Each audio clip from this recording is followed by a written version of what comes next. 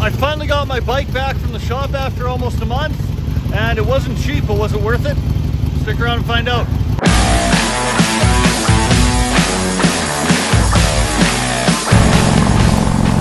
Hey everybody, welcome back to the channel. I'm Justin, this is Whiskey and Rides. Well, before we get into talking about the Harley maintenance, Christina and I are heading out to Badlands Harley Davidson. They're having a bit of an event this morning. We thought we'd stop by and check it out. Apparently it's about getting your picture taken, some sales, and a barbecue, so we thought we'd take a little scoot out, see what's happening, and then go for a little burn.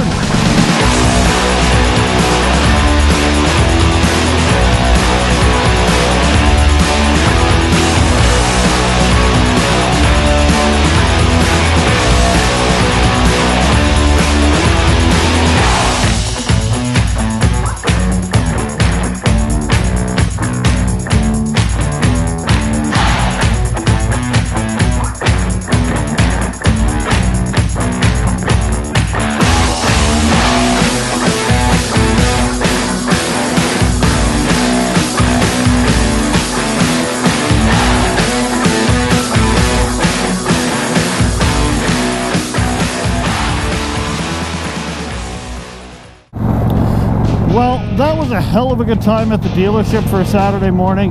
Got to see a whole bunch of people I haven't seen in quite some time. Took some pictures of the bike. If we have them back by the time this video comes out, I'll make sure to put them over here somewhere. And ended up buying some parts. I've been eyeing up the Legend Revo A's for the rear of the bike here for, probably the last couple of months, humming and hawing if I really want to pay the $400 extra upcharge for the rebound adjustment versus the standard Revos. But they had them on sale, so I jumped at them, so those should be coming in a week or so. So let's talk a little bit about my Harley Davidson dealer service experience and whether I think it was worth doing it or not. So let me maybe jump to the end.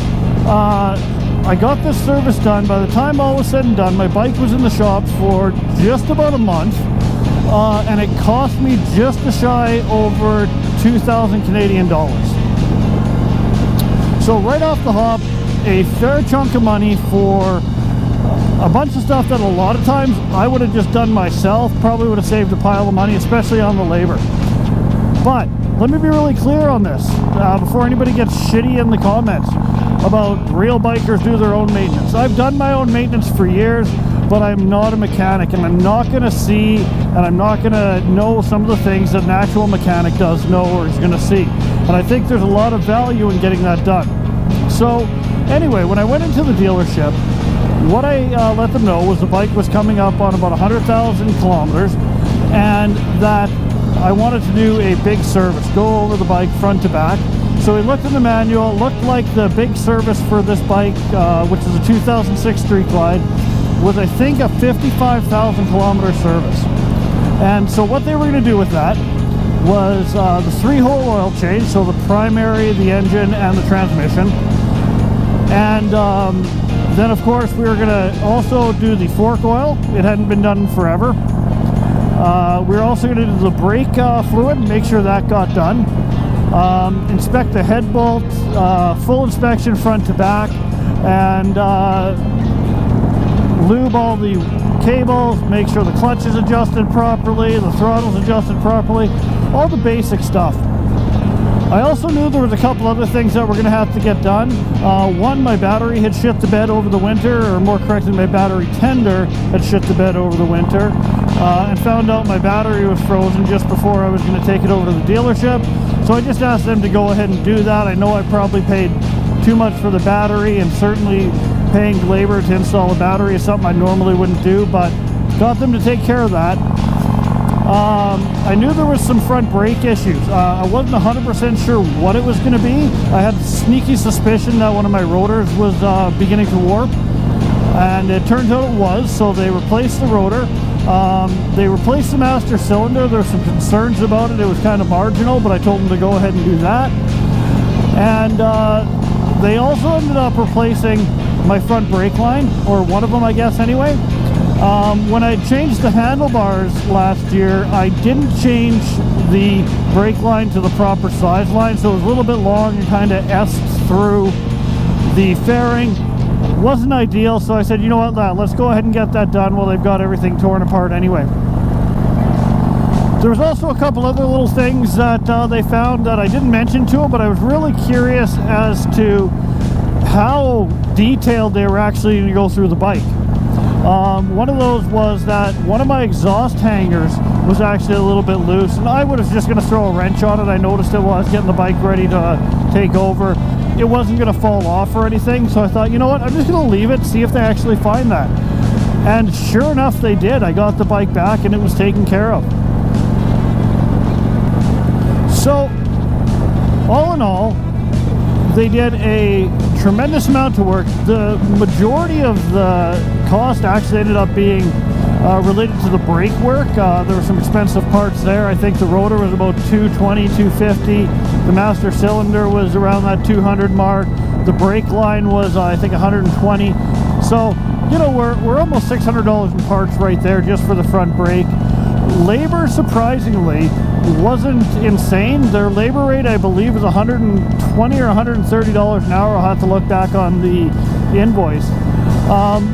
But the number of hours and the total labor costs really weren't that bad, all things considered. One thing I was getting a little frustrated with was the amount of time it was taking to get the bike back. Like I said, the bike was in the shop for just about a month. Now, a couple things I'll kind of say on that, I guess, is number one, most of the time was actually waiting for parts. It wasn't a matter of the bike being in the shop or getting into the shop or them getting to it. I think they got to it as soon as they had the parts. And second, I actually didn't take the bike in until the end of March. Now, in southern Alberta here, that's kind of when things start getting a little bit busy. The weather gets better, people want to get out on their bikes and start getting them into service, so I certainly wasn't the only one who had that idea. So I have to accept that because I took it in the spring at that time, it was going to be busier and take a little bit longer. I had somebody comment on another post or another video that, oh, well, I should have taken it during the winter, but one of the things that the technicians do when they're doing a full inspection is they actually will take the bike out for a little burn. And I think that's a really important part of the inspection because they will hear, see, and feel things that might not get noticed just having it in the shop. I know there's some ways they can kind of simulate that a little bit in the shop, but it's not the same. So I wanted to make sure when the technician was working on my bike, he could actually take it out and go for a little ride. Spring in southern Alberta with the farmers out on the roads.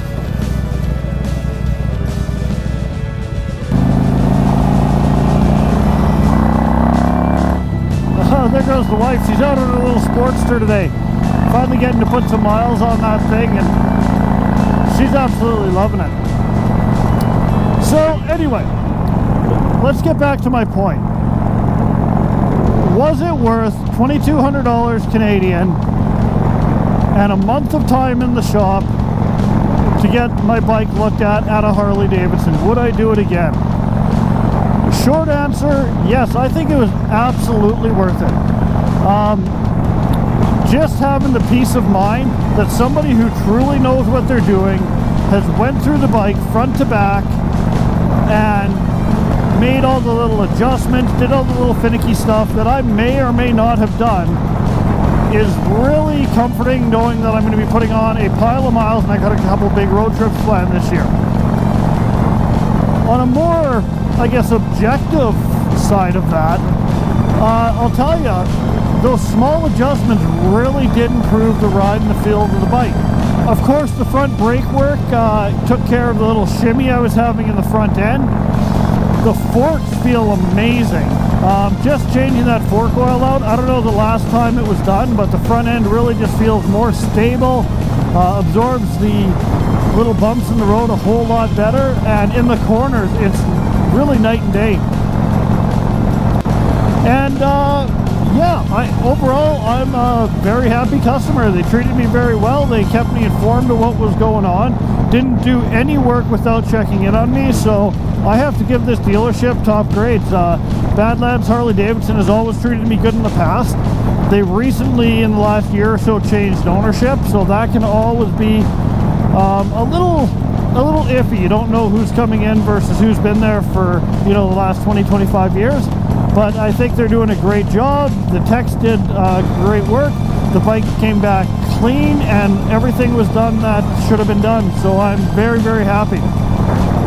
So I think that's going to about do it for today. Wife and I are just going to spend some time out on the bikes, enjoying the great weather we finally got here. And yeah, until next time, this is Whiskey and Rides.